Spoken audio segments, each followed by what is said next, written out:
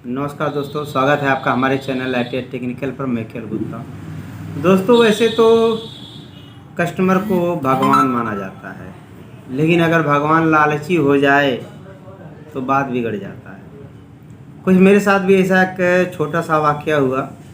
अभी 2 दिन की बात है, 2-3 दिन की बात है। और बाकी जो आप थंबनेल में डाले हैं वो कल की घटना है। देखिए, कभी कभी कस्टमर जो है अपने निजी लाभ के लिए ऊट पटांग काम करना शुरू कर देता है।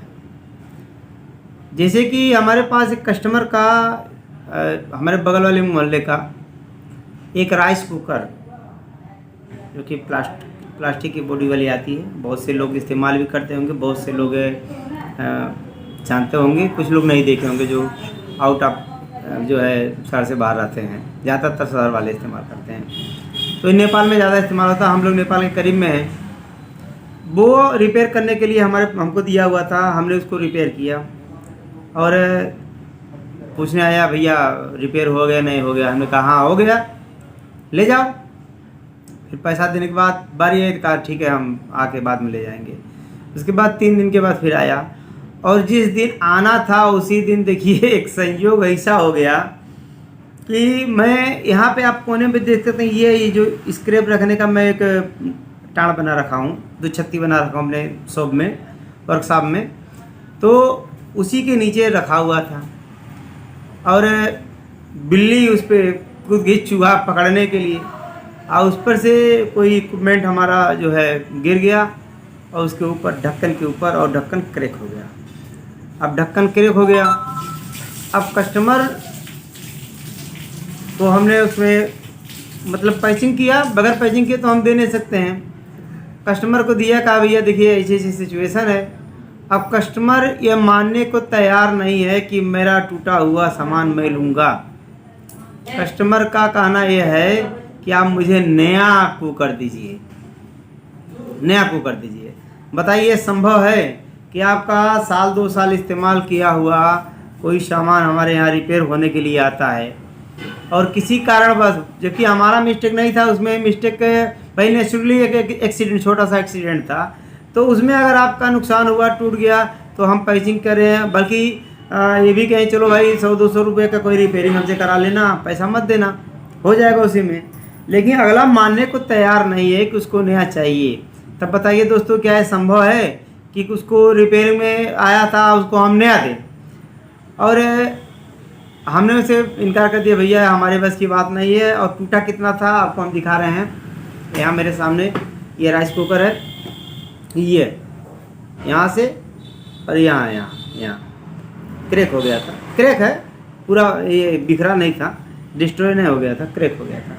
इसको हमने देखिए, इस पर टचिंग पेंट भी हम मार दिए, टचिंग पेंट भी मार दिए हैं, दिखने में भी ठीक है, मजबूती भी आ गया है, कोई दिक्कत नहीं है।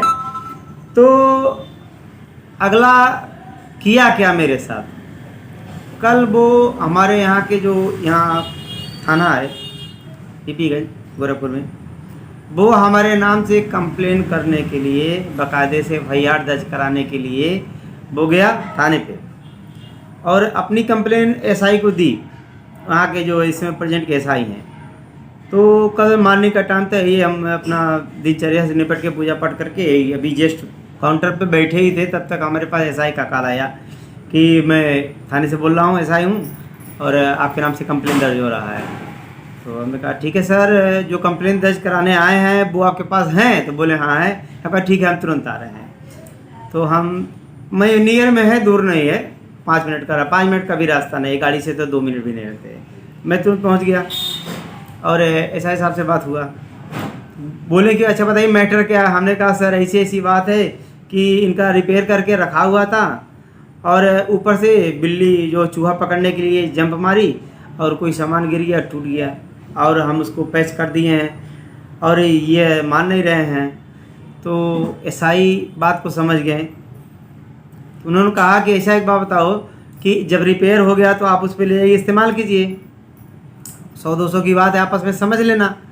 लेकिन अगला SI से भी यही बात कह रहा है कि भैया जो है मैं सही सलामत दिया था, मेरा टूटा हुआ भी होगा तो इनको डांट देना पड़ेगा, मतलब इनको उसका भुगतान करना पड़ेगा।